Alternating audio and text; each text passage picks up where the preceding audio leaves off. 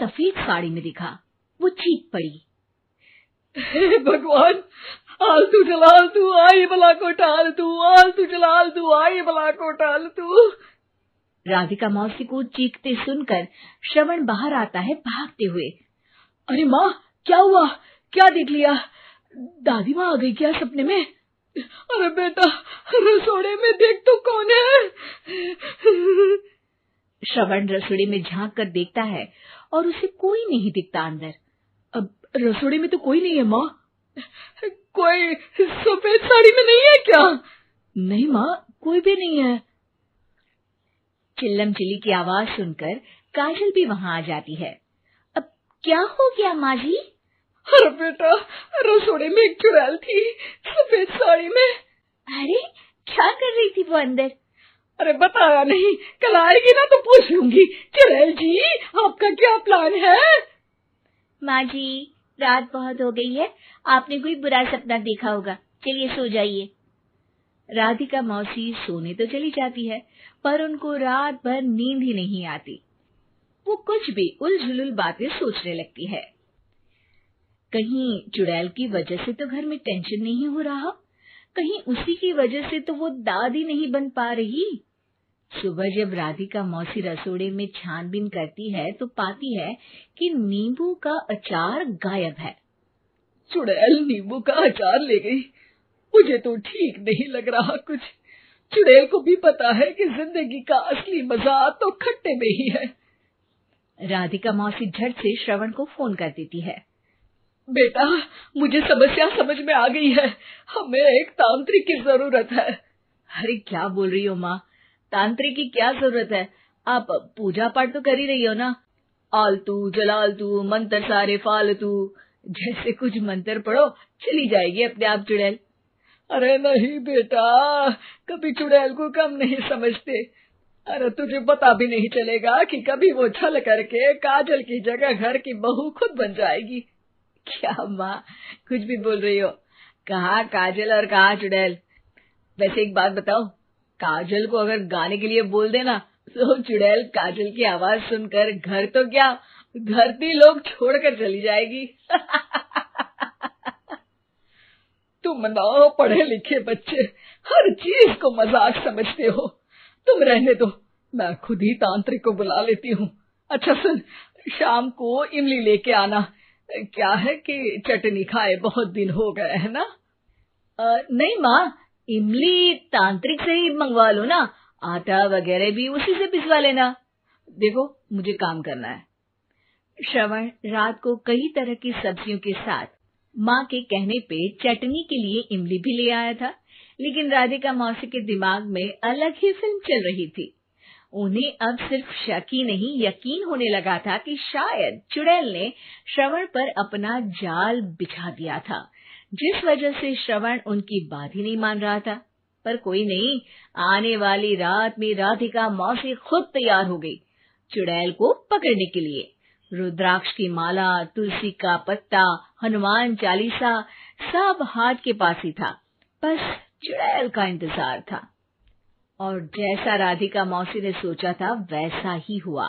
वो चुड़ैल उस रात भी आई, पर वो राधिका मौसी से तेज निकली और राधिका मौसी के उससे पकड़ने के पहले ही वो भाग खड़ी हुई। जरूर बहू पे साया है उस चुड़ैल का, तभी तो श्रवण के कमरे में गई है। और अगली सुबह राधिका मौसी पिछली रात हुए हमले में किन चीजों का नुकसान हुआ उसका हिसाब लगा रही थी। उनके खेमे से एक आम के अचार की शीशी भी गायब हो चुकी थी, और वो इमली भी जो कल श्रवण लेकर आया था। राधिका मौसी इस बारे में सोच ही रही थी कि श्रवण जल्दी से रसोड़े में आकर दवाइयों की पोटली ढूंढने लगता है। अरे बेटा, क्या हो गया? अब माँ, वो काजल की तबीयत खराब है, बहुत घबराहट हो रही है उसे। हे भगवान, मैंने पहले ही कहा था कि तांत्रिक को बुला लेते हैं, पर नहीं, अब देखो उस चुड़ैल ने काजल को अपने वश में करना शुरू भी कर दिया है। हालांकि श्रवण भूतों में विश्वास नहीं करता था, पर अब वो भी डर जाता है और राजी हो जाता है एक तांत्रिक को बुलाने के लिए। कुछ ही घंटों में तांत्रिक आ जाते हैं और राधिका मौसी तांत्रिक जी को सब बता देती है। घोर संकट, घनघोर संकट, चुड़ैल को मारू जोर छाखट, ओम भट स्वाहा खट खा के आहा। अरे ये क्या मंत्र है? मेरे खुद के ओरिजिनल मंत्र है, कल रात को ही लिखे हैं, अच्छे लगे तो दाद चाहूंगा। एक और मंत्र सुनो, अर्ज किया है आब्राकडाब्रा दिल्ली बम्बई आगरा, चंदा मामा सोवरले सुरन मामू जारा। ये मंत्र है? अरे कोई चालीसा वालीसा पढ़ो ना। वक्त कम है, 40 नहीं पड़ेंगे, 20-25 में काम चलाना पड़ेगा। अलग निरंजन जाके लंदन, मुफ्त का मंजान घिस मेरे नंदन।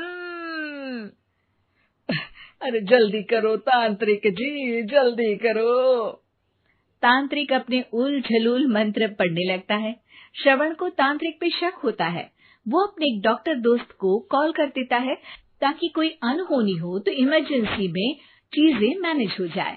तांत्रिक धुनी रमाता है, जिसकी वजह से कमरे में काफी धुआं हो जाता है और जिसकी वजह से बहू की घबराहट बढ़ जाती है। अब भागेगी चुड़ैल। हाँ। बहू खांसते हुए धुएं से बचने के लिए बाहर चली जाती है। अरे भाग रही है, भाग रही है। पीछे पीछे श्रवण भी जाता है। बहू एक सोफे पर बैठ जाती है। तभी डॉक्टर दोस्त आ जाते हैं और श्रवण को पानी लाने के लिए कहते हैं। थोड़े चेकअप के बाद डॉक्टर कहते हैं, मेरे हिसाब से जाप का काम पूरा हो गया है। क्या मतलब? अरे कुछ भी नहीं माँ, कोई चुड़ैल नहीं है, खुशखबरी है, अब दादी बनने वाली है। मगर वो सब अचार के डब्बे। श्रवण दोनों अचार के डब्बे अपनी माँ को दिखाता है, जो कि उनके बिस्तर के नीचे छुपे हुए थे। आपने सही बोला था माँ, वो चुड़ैल काजल ही थी जो खट्टा खा रही थी। हमें कल ही पता चला, पर हमने आपको ये तांत्रिक वाला काम करने दिया ताकि आपको भरोसा हो जाए कि भूत वगैरह कुछ होता ही नहीं। अच्छा अच्छा, ये तो बड़ी खुशी की बात है, पर बेटा मुझे एक झाड़ू तो ला दे। क्यों माँ? ये तांत्रिक का भूत उतारती हूँ मैं। अब तांत्रिक राधा मौसी के डर से घर से भाग निकलता है और राधा मौसी उसके पीछे भागती है। अरे संकट ये घनघोर है, तांत्रिक मुआ चोर है।